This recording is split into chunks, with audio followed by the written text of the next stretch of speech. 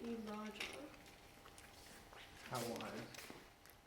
I love not being me. Not in like a self-loathing way, but it's just fun to, it was always the kid that wanted to like role play and play mothers and fathers. Any chance to just do make-believe is the best. I am Nikou. I am an actor and a writer and part-time narcissist, I don't know. As I got older, I really came to love storytelling, and as an actor, it allows you to live in the material world of the work and embody it. I know for me, I resisted writing and other art mediums because I had this notion in my head, and I do think it is definitely a delusion. Oh, if I indulge that artistic sensibility or that artistic sensibility, that I'll like somehow lose potency in my acting. I found the opposite is true, that being a writer has made me a better actor, and being an actor has made me a better writer, I think. Move. Do stuff. You just look so good. As an artist, I think it's your duty to have a greater understanding of just whatever your bubble is. I like to think optimistically about Australia. I think that we are a melting pot. We've got some issues, but there's so many great artists from a variety of different backgrounds. Do you need to move the microphone closer to me? Oh no, it's right there. I mean, they're like, oh, you're too pretty to play that. They're like, you can't play that, which is lovely to think that maybe I'm good looking, but also like really shallow.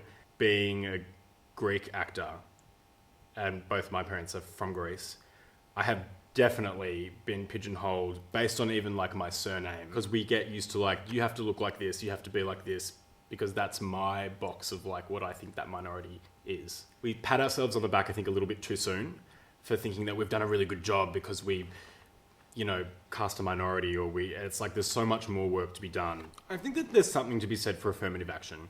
We have to start somewhere with like forcing inclusion. There's a lot of people I can't imagine in years gone by that didn't follow a path in the arts because they legitimately thought that it was just unrealistic based on their gender or sexual preference or race. There's this like glass wall sometimes you can feel that you're on the other side of, and there's like those of us that aren't working constantly professionally, and then those that are working professionally. The industry's set up in this way that it's like, once you're in, it's easier to make leeway in what you want to do, but until you manage to get that little in, it can be very hard to crack that wall. We see this best bits of, we don't see the behind the scenes.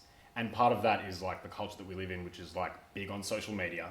So we're always seeing, like the Ellen talk show or whatever it is, we're seeing these actors or artists interviewed, and we hear the good bits. Or your work might not match your taste immediately. And so we see these people and we see the final product of them in their bloody Oscar-winning performance, but or their Oscar-winning screenplay or whatever it is, but there's a long journey. My script now, I think it's really great, but it's great now at its 6th draft. It had to go through many drafts of crap to get there. So maybe we should be talking more about that, how hard it is to get to the good bit. Yes. Great.